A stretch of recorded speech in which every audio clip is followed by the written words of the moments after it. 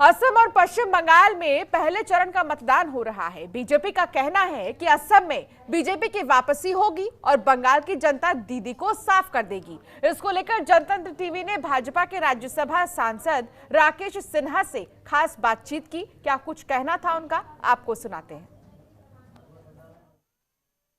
असम और पश्चिम बंगाल में मतदान हो रहा है, इस पर बातचीत करने के लिए हमारे साथ मौजूद हैं भारतीय जनता पार्टी से राज्यसभा सांसद राकेश सिन्हा जी। इनसे बात करते हैं।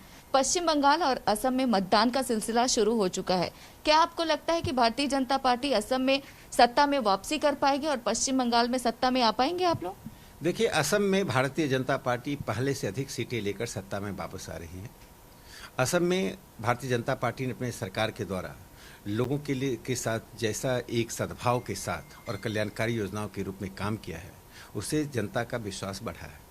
दूसरी तरफ बंगाल में भारतीय जनता पार्टी ममता बनर्जी का सुपड़ा साफ करने वाली है।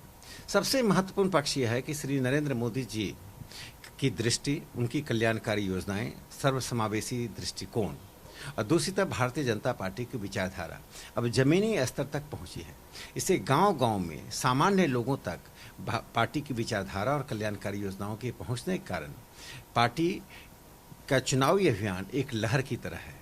और पश्चिम बंगाल में तो मोदी सुनामी है, जो ममता बनर्जी की टीएमसी को विधानसभा में नहीं, बंगाल की खाड़ी में पहुंचाने वाली है। बांग्लादेश में प्रधानमंत्री हैं, बंगाल में मतदान हो रहा है। पीएम बांग्लादेश में शक्ति पूजा कर रहे हैं। टीएमसी के आरोप लगा रही है कि शक्ति पूजा करने के जरिए पीएम बंगाल को साधने की कोशिश कर रहे हैं, लेकिन जो खेल पीएम करना चाहते हैं उस खेल में कामयाब नहीं होंगे।